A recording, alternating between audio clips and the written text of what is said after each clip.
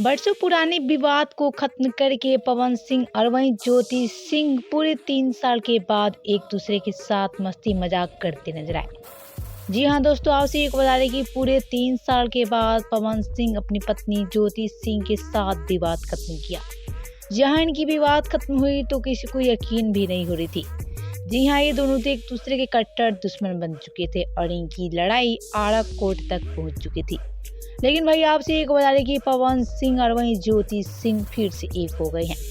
लेकिन जहां 3 साल के बाद ये दोनों एक दूसरे के साथ में आए तो इनका एक वीडियो काफी ज्यादा वायरल हो रहा है। जैसा कि आप सभी ये वीडियो देख सकते हैं, जहां एक तरफ नजर आ रहे हैं पवन सिंह तो वहीं साथ में ज्योति सिंह नजर आ रही हैं। दोनों साथ में खुलकर मस्ती मजाक कर रही हैं और वहीं ज्योति सिंह पवन सिंह के साथ काफी ज्यादा खुश लग रही हैं।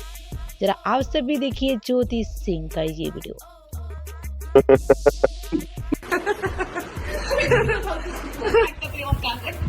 आपस में मिलजुल के रहना ये अच्छी बात है, ये खुशी की बात है। क्या जरूरत है एक दूसरे से पैर करके आदमी रहे ये।